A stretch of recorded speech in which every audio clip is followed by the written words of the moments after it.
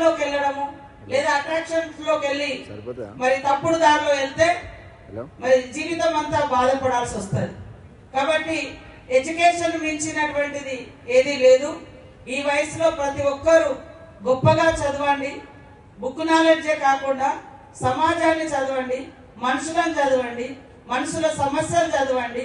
తద్వారా మీ అబ్జర్వేషన్స్ ద్వారా వచ్చే పాఠాలను మరి తీసుకోండి, వాటికి పరిష్కార మార్గాలను కూడా వెతకండి, లేదా ఇక్కడ మన పెద్దలకు ఇవ్వండి.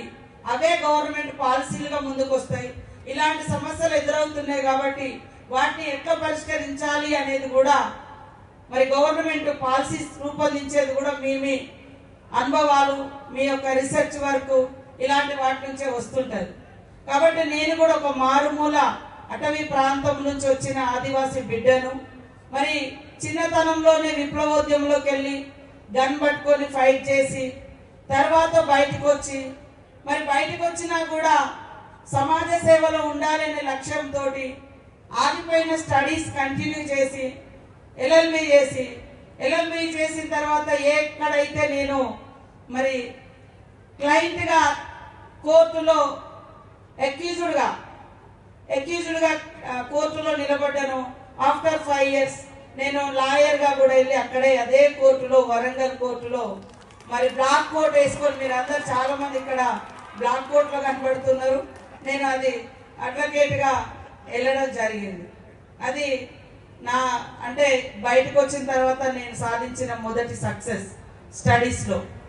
పబ్లిక్ లైఫ్లో శ్రమను గౌరవించాలి, పేదలను గౌరవించాలి, పేదల కోసం జీవించాలి అనే చదువును విప్లవోద్యమంలో నేర్చుకుంటే బయటకు వచ్చినాక అకాడమిక్ స్టడీస్లో లా కంప్లీట్ చేసి మరి అదే వరంగల్ కోర్టులో ఎవరైతే నా కేసెస్ ఆర్గ్యుమెంట్ చేసి నన్ను మరి నిర్దోషిగా బయటకు తీసిరు అదే లాయర్ దగ్గర ఆఫ్టర్ 5 years తర్వాత నేను జూనియర్గా జాయిన్ అవ్వడం జరిగింది.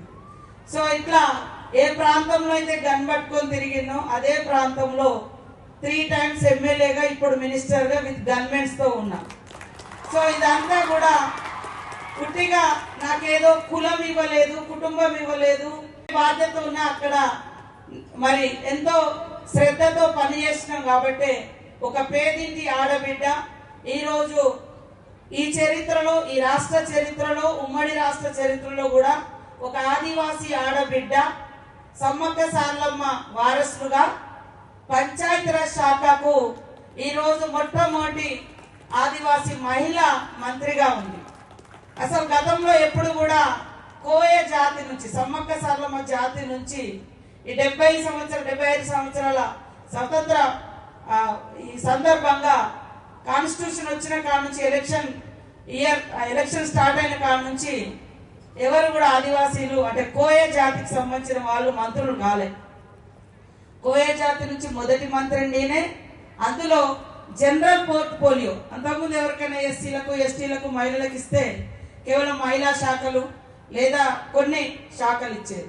కానీ ఈరోజు అత్యంత పెద్ద శాఖ నాకు ఇచ్చి నా మీద నమ్మకంతో ఈరోజు రాష్ట్ర ప్రభుత్వం, ముఖ్యమంత్రి గారు మరి రాహుల్ గాంధీ గారు, ప్రజలు నాకు ఈ అవకాశం ఇచ్చిర్రు. కాబట్టి బాధ్యతాయుతంగా నా పని చేస్తా ఉంది. కాబట్టి ప్రతిదీ కూడా కష్టంగానే ఉంటుంది. స్టార్ట్ అయ్యేటప్పుడు కష్టాన్ని ఇష్టంగా ఎంచుకుంటే ఏది కష్టం అనిపించదు.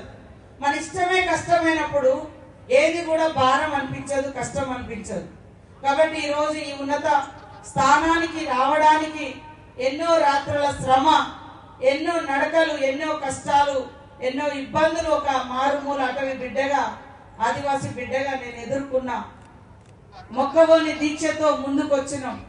కానీ ఇప్పుడు ప్రజలకు నేరుగా సేవ చేస్తున్నాం కాబట్టి ఇంకా బాధ్యతాయుతంగా పనిచేయాలని పని చేస్తా ఉన్నాం. ఇంకా కూడా ముందుకెళ్ళడం కోసం ఇంకా బాధ్యతగా చేస్తాం. నా స్టడీస్ కూడా 10th ఆగిపోయిన స్టడీస్ నేను ఉద్యమం నుంచి బయటకు వచ్చిన తర్వాత మరి inter, LLB, MA, PhD, LLM ఇవన్నీ కూడా రీసెంట్లీ కంప్లీట్ చేసి మళ్ళీ ఒక కోర్స్ కోసం అప్లికేషన్ పెట్టుకొని ఉండడం జరిగింది. కాబట్టి చదువుకు అంతం లేదు. జ్ఞానం నేర్చుకోవడానికి ఎక్కడ బ్యారికేడ్స్ ఉండవు. కాబట్టి మనం చివరి అంకం వరకు కూడా జ్ఞానాన్ని నేర్చుకోవాలి, జ్ఞానాన్ని పంచాలి. నేర్చుకున్న జ్ఞానాన్ని 10 మందికి పంచాలి. నేను ఒకటే నేర్చుకున్నా, మన జీవితంలో చిన్నతనంలో తల్లిదండ్రులతో ఉంటాం. ఒక ఏజ్ వచ్చిన తర్వాత ఫ్యామిలీ, భర్త లేదా వైఫ్ ఇట్లా ఉంటారు. తర్వాత ఒకే ఓల్డ్ ఏజ్ లో పిల్లల మీద డిపెండ్ అవుతాం. కానీ అన్ని కాలాలలో మన సర్టన్ ఏజ్ ఇచ్చిన తర్వాత స్టడీస్ 5 years నుంచి మన లాస్ట్ బ్రీతింగ్ వరకు కూడా ఈ స్టడీస్ ఉంటాయి. ఇక్కడ మనం ఇచ్చిన జ్ఞానము అనేది మార్క్స్లలో చాలా గ్రేట్ ఉంటారు, కానీ పక్క వాళ్ళను కనీసం హ్యుమానిటీ అనేది కనిపించదు, హ్యూమన్ బీయింగ్ అనేది ఉండదు. అలాంటి చదువుకు అర్థం లేదు. కాబట్టి మానవ విలువలు, మానవత్వము, మంచితనంతో కూడుకున్నటువంటి విద్యనే ఈ దేశానికి చాలా అవసరం. సాంకేతిక పరమైనటువంటి జ్ఞానము అవసరమే. ఆ సాంకేతిక పరమైనటువంటి జ్ఞానంలో మానవత్వాన్ని కూడా జోడించగలిగితేనే సంపూర్ణమైనటువంటి విద్యావేత్తలుగా మీరు తయారు కాగలుగుతారు. కాబట్టి ఈరోజు ఇక్కడ చాలా మంది పెద్దలు వాళ్ళ జీవితాలలో రకరకాల సమస్యలు, కష్టాలు, కన్నీళ్లు, ఇబ్బందులు ఎదుర్కొని సమాజాన్ని చదివినటువంటి గొప్ప వాళ్ళుగా ఈ వేదిక ముందు, వేదిక పైన కూడా ఉన్నారు.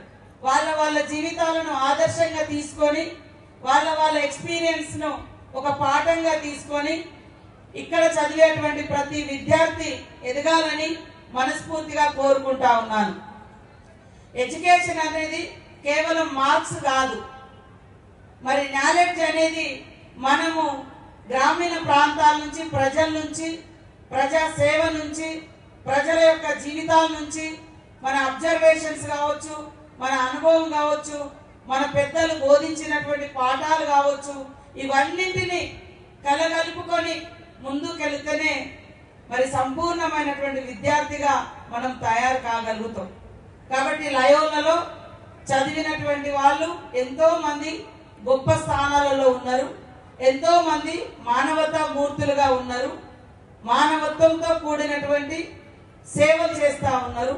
సో వారి స్టోరీస్ కూడా లయోలా యాజమాన్యం ఒక బుక్ రూపంలో లేదా లైబ్రరీలో వాళ్ళ స్టోరీస్ కూడా పెడితే ఇప్పుడున్నటువంటి స్టూడెంట్స్ కు ఆదర్శ ఇన్స్పిరేషన్ గా కూడా ఉంటదని తెలియజేస్తా ఉన్నాను. ఈరోజు ముఖ్యమంత్రి రేవంత్ రెడ్డి గారు రావాల్సింది ఉండే, కొన్ని అనివార్య కారణాల రీత్యా వారు రాలేకపోయారు. మన డిప్యూటీ సీఎం గారు వచ్చారు.